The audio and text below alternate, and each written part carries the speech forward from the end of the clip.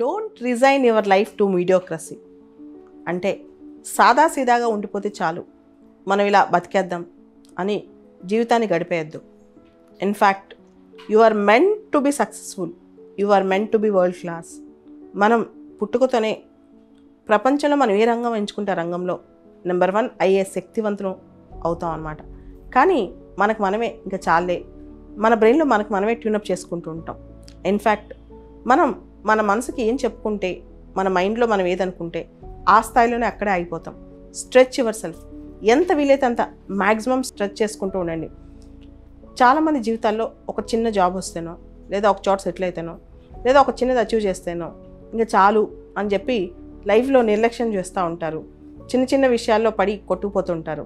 ఇంకా భూమి మీద మనం ఎందుకు పుట్టాం అనేది చాలా సందర్భాల్లో అప్పుడప్పుడు గుర్తు తెచ్చుకుంటారు, కానీ రెగ్యులర్గా అసలు ఆలోచించరు. కానీ లైఫ్లో ప్రతి ఒక్క వ్యక్తికి ఏ స్థాయికైనా వెళ్ళే శక్తి ఉంటుందన్నమాట.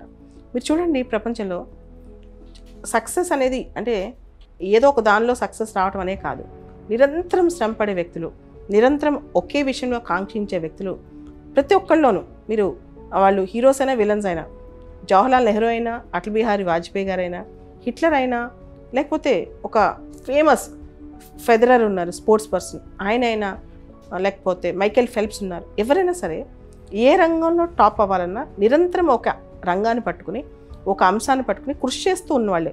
ఒక్కోసారి గెలుస్తారు, ఒక్కోసారి ఓడిపోతారు, అది రెండో విషయం. కానీ వాళ్ళు ఒక పద్ధతి మనం చూస్తాం, ఒక ప్యాటర్న్ మనం చూస్తాం, ఒక డిసిప్లైన్ మనం చూస్తాం. నిరంతరం ఒక రంగంలో కృషి చేస్తూ దానిలో ముందుకెళ్ళడానికి ట్రై చేస్తూ ఉంటారు, ఎక్సెల్ అవటానికి ట్రై చేస్తూ ఉంటారనమాట. అలా కాకుండా చాలే లైఫ్కి, మనం ఇక్కడ ఇలా ఉన్నాం చాలు, హ్యాపీగా ఉన్నాం, సెటిల్ అయిపోదాం. హ్యాపీగా ఉండొద్దని కాదు, సాటిస్ఫైడ్గా ఉండొద్దని కాదు, కానీ నిరంతరం మనల్ని మనం ఇన్వెంట్ చేసుకుంటూ ఉండాలి. నిరంతరం మనతో మనం పోరాటం జరుపుతూ ఉండాలి. నిరంతరం మనం వరల్డ్ క్లాస్లో ఉండాలి అనుకుంటూ ఉండాలన్నమాట. కొన్ని సందర్భాల్లో మనల్ని మనం కోల్పోతూ ఉంటాం. వీ లూజ్ అవర్ సెల్ఫ్ అనమాట. ఎలా లూజ్ అవుతాం గమనించండి. సొసైటీలో పడి, మీడియోక్రసీలో పడి, చిన్న చిన్న వ్యామోహాల్లో పడి మనల్ని మనం కోల్పోతుంటాం. కానీ మనం ఏది కోల్పోతున్నాం అనేది మనం గుర్తెచ్చుకోవాలి. రవీంద్రనాథ్ ఠాగూర్ ఒక మాట అంటారు, అదే వేరే కాంటెక్స్లో అంటారు, నాకు చాలా ఇష్టం ఆ పదం. ఏంటంటే, I will not purchase pieces of glass at the cost of diamonds అని.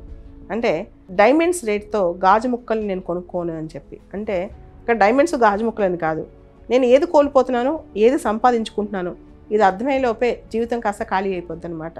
చిన్న చిన్న గాజు పెంకుల కోసం మీరు ఏం వదులుకుంటున్నారో ఒకసారి ఆలోచించుకోండి. మన టైం కానీ, మన ఎనర్జీ కానీ, ఇవన్నీ కూడా చాలా ఇంపార్టెంట్ అనమాట. మన ఫోకస్ కూడా చాలా ఇంపార్టెంట్.